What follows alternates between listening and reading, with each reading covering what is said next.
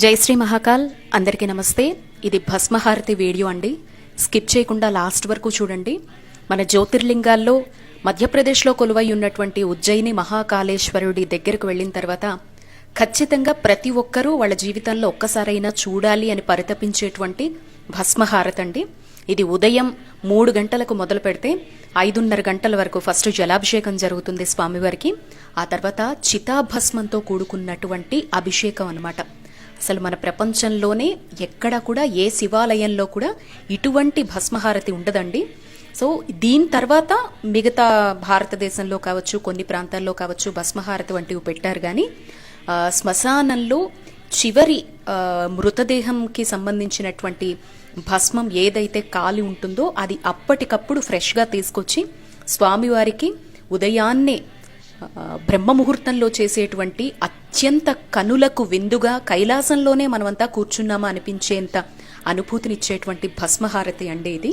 So ఎవరైనా వృద్ధులై ఉండొచ్చు, గర్భిణులై ఉండొచ్చు, చిన్నపిల్లలై ఉండొచ్చు, లేదా ఈ జీవితంలో ఇంకా వెళ్ళేటువంటి అవకాశం లేదు అని భావించినా, ఎప్పుడైనా వెళ్ళాలి అని అనుకున్న ఒక అనుభూతి పరంగా ఈ వీడియో అందరికీ ఉపయోగపడుతుంది అనేటువంటి ఉద్దేశంతో భగవంతుడు నాకు కూడా జీవితంలో ఇచ్చినటువంటి ఒక్క అవకాశాన్ని కెమెరా కళ్ళతో చూసి మీ అందరికీ అందించాలి అనేటువంటి తపనలో భాగంగా ఈ వీడియో ప్రజెంట్ చేస్తున్నాను.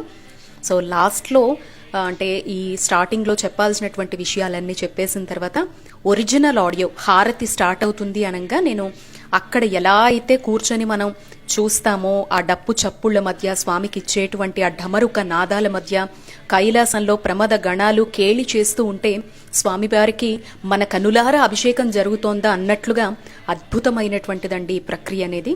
సో ఒరిజినల్ ఆడియో పెడతాను. ఇయర్ ఫోన్స్ ఎవరికైనా ఉంటే ఇయర్ ఫోన్స్ పెట్టుకొని చూడండి. లేదు అంటే గనక సౌండ్ పెద్దగా పెట్టుకొని చూస్తే మీరు అక్కడే ఉండి కూర్చొని చూస్తున్నటువంటి అనుభూతి వస్తుందండి. ఉజ్జయిని మహాకాలుడు అంటే స్వామివారి ఇక్కడ దక్షిణ ముఖంగా ఉంటారు.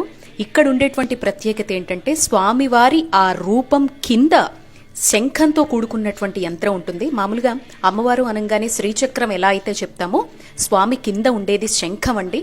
ఇక్కడ శంఖానాదానికి చాలా ప్రాధాన్యత ఉంటుంది. స్వామివారి ఆ మూర్తి అనేది దక్షిణ ముఖంగా ఉంటుందన్నమాట. పానవట్టం అనేది దక్షిణం అంటేనే యమస్థానం అని మనందరికీ తెలుసు. ఈ రూపంలో ఉన్నటువంటి జ్యోతిర్లింగంలో కొలువై ఉన్నటువంటి మహాకాలుడి దర్శనం, భస్మాభిషేకం ప్రత్యేకంగా ఎవరైతే చేసుకుంటారో వాళ్ళకి అపమృత్యు భయాలు తొలగిపోతాయన్నమాట. అంటే వాళ్ళ ఇంట్లో ఏవైనా దోషాలు మరణపరంగా ఉంటూ ఉన్నా, అంటే చిన్న వయస్సులోనే చనిపోవడం లాంటివి జరుగుతూ ఉంటాయి కొన్ని కుటుంబాల్లో. చాలామంది తక్కువ ఏజ్లోనే వైధవ్యాన్ని పొందుతూ ఉంటారు. ఆ ఇంట్లో జనరేషన్స్ వైజ్గా ఏదో ఒక యాక్సిడెంట్స్ లాంటివి జరుగుతాయి. ఎప్పుడు బయటకు వెళితే ఎలాంటి వార్త వింటామో అనేటువంటి భయం ఉన్న వాళ్ళు ఎవరైనా జీవితంలో ఒక్కసారి ఆ తరం వాళ్ళు, ఆ కుటుంబం వాళ్ళు వచ్చి ఇక్కడ స్వామివారికి అభిషేకం చేయించుకుని కనులారా ఈ భస్మహారతిని తిలకిస్తే చాలు, ఇక ఆ జనరేషన్తోనే అపమృత్యు భయాలనేవి అక్కడికి స్టాప్ అయిపోతాయి అని చెప్పి ఎంతోమంది నమ్మడం మాత్రమే కాదండి, వారి జీవితాల్లో నిదర్శనాన్ని కూడా గమనిస్తారు. ఇది మొత్తం కూడా నంది ప్రాంగణం అంటారు. మనం పొద్దున్న అంటే ముందు రోజు భస్మహారతికి టికెట్స్ ఎలాంటి పర్వదినాలు వీకెండ్స్ లేకపోతే గనక మనకి కౌంటర్ దగ్గరే 48 hours బిఫోర్ టికెట్ ఇస్తారండి. పొద్దున్నే 1:30కు వచ్చి క్యూ లైన్లో నిలబడాల్సి ఉంటుంది. భస్మాన్ని ఎలా సేకరిస్తారు అనేటువంటి సమాచారంతో కూడుకున్న వీడియో కూడా దీనికి ముందర పెట్టాను. బట్ పెద్దగా వ్యూస్ రాలేదండి. చూడండి, కనీసం మనం వెళ్ళలేకపోయినా ఇటువంటి సమాచారాలు తెలుసుకోవడం కూడా అంతే భాగ్యాన్ని ఇస్తాయి. ఎందుకంటే అందించేటువంటి నాలాంటి వారు కూడా అంతే మనసు పెట్టి నలుగురు చూడాలి, నాతో పాటు నలుగురికి మంచి జరగాలి అనేటువంటి సదుద్దేశంతోనే ఇటువంటి వీడియోస్ అనేది చేస్తామండి. సో కాబట్టి ఆ వీడియోని చూసిన తర్వాత ఇది చూస్తే మీకు బాగా అర్థమవుతుంది. ఈ ప్రాంగణంలో మొత్తం కూడా ఈ టైంలో సర్వదర్శనాలు అనేవి నిలిపివేసి ఓన్లీ మార్నింగ్ 1:30 నుంచి 4:30 వరకు కూడా భస్మహారతి మాత్రమే వీక్షించేలాగా ముందు రోజే టికెట్స్ అనేవి ఇస్తారు. ఎవరు ముందుగా వెళ్లి క్యూ లైన్లో నిలబడితే వాళ్ళు ముందుగా కూర్చోగలుగుతారండి. అయితే స్వామివారి గర్భాలయ ప్రాంగణానికి ముందర మాక్సిమం విఐపీలు లేదంటే అక్కడ ఉండేటువంటి పండితుల కుటుంబ సభ్యులు వాళ్లే నిండిపోయి ఉంటారు. మనకి గ్రిల్స్ లాంటివి పడతారు, ఆ గ్రిల్స్ దగ్గర కూర్చోవాల్సి ఉంటుందన్నమాట. మొబైల్స్ అవి కూడా లోపలికి అలౌ చేస్తారు. ఆడవాళ్లు సంప్రదాయ దుస్తులు ధరించాలి, మగవాళ్లు కూడా సంప్రదాయమైనటువంటి దుస్తులు అనేవి ధరించి లోపలికి వెళ్లాలండి. ఆడవాళ్ళు భస్మహారతి చూడకూడదు అని చాలా మంది అంటూ ఉంటారు. అలా ఏం లేదండి, ఎవరైనా కూడా భస్మహారతి చూడొచ్చు. అయితే ఆడవాళ్ళు భస్మహారతి స్టార్ట్ చేస్తారు అనంగా పైన కొంగు వేసేసుకోమని చెప్తారనమాట తల మీద. మళ్ళీ భస్మహారతి కంప్లీట్ అయిన తర్వాత కొంగు తీసేయచ్చు. మనస్ఫూర్తిగా చూసేంతసేపు మీరు ఉజ్జయినిలోనే ఉన్నారు అనేటువంటి భావనతో ఈ వీడియో చూడండి. తప్పకుండా ఎటువంటి అపమృత్యు భయాలున్నా తొలగిపోవడం మాత్రమే కాదు, భగవంతుడు మీరు ఒక్కసారి స్వామివారిని దర్శించుకోవాలి అనేటువంటి మీ సంకల్పాన్ని కూడా నెరవేరుస్తారు అని మనస్ఫూర్తిగా నమ్ముతూ ఉన్నానండి. ఏదైనా మన సంకల్ప బలము ఎంత లీనమయ్యి భావనతో మనమైతే ఆ భావనను పొందుతామో ఖచ్చితంగా భగవంతుడు నెరవేరుస్తాడు. ఇలా భస్మహారతి వేసే ముందర క్లాత్ కప్పుతారు. ఇదివరకు అయితే క్లాత్ కప్పేవారు కాదు.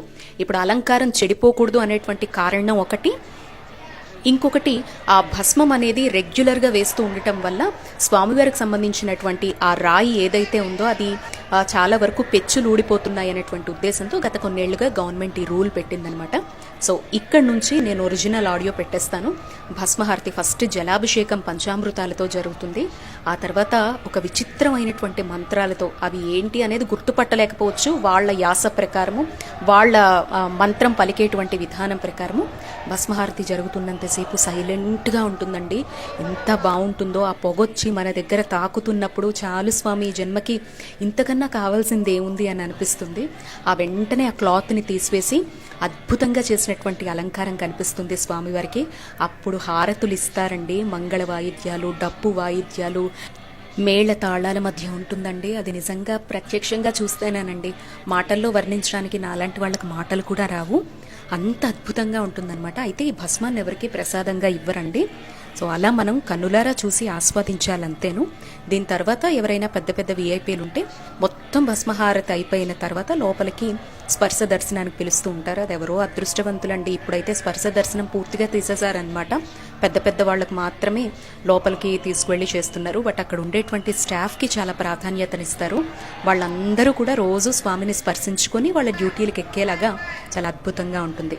ఇదిగోండి ఇక అలంకారం చేసేస్తారు ఇలాగా. ఇక్కడ మరో విశేషం అండి, భస్మహారతికి వెళ్ళేటప్పుడు స్వామివారికి పట్టుపంచ తీసుకొని వెళ్ళండి ఎవరైనా వెళితే. నాకు తెలియక నేను తీసుకువెళ్ళలేదు. వాళ్ళు పూజారులు అలంకారానికి ముందర అడుగుతారనమాట, ఎవరైనా స్వామికి వస్త్రాలు తెచ్చారా అని చెప్పి. మనం ఎంత అందమైనటువంటి వస్త్రాలు తీసుకువెళ్తే అంత అందంగా స్వామివారిని అక్కడ అలంకరిస్తారు. ఎన్ని తెచ్చినా అన్నింటినీ అలంకరిస్తారు. మనం తెచ్చే చిన్న అరటి పండుకి కూడా ప్రాధాన్యతనిస్తారండి అక్కడ. అదే మనం చేసుకునేటువంటి అదృష్టం అనమాట ఇటువంటి క్షేత్రాల్లో. సో మీరు ఏదైనా తీసుకువెళ్తే అక్కడ పండితులకు అందించండి. వాళ్ళు లోపల స్వామికి నైవేద్యంగా సమర్పిస్తారు. వస్త్రాలంకారంలో మనం ఇచ్చినటువంటి వస్త్రాన్ని పైన వేస్తారు. రుద్రాక్షలు తీసుకువెళ్తే గనక ఆ రుద్రాక్షల స్వామి మెడలో వేసి మన చేతికిస్తారు. సో ఇటువంటి అవకాశాన్ని వదులుకోకండి. ఇక్కడ నుంచి ఒరిజినల్ ఆడియో పెడుతున్నాను, చూసేయండి.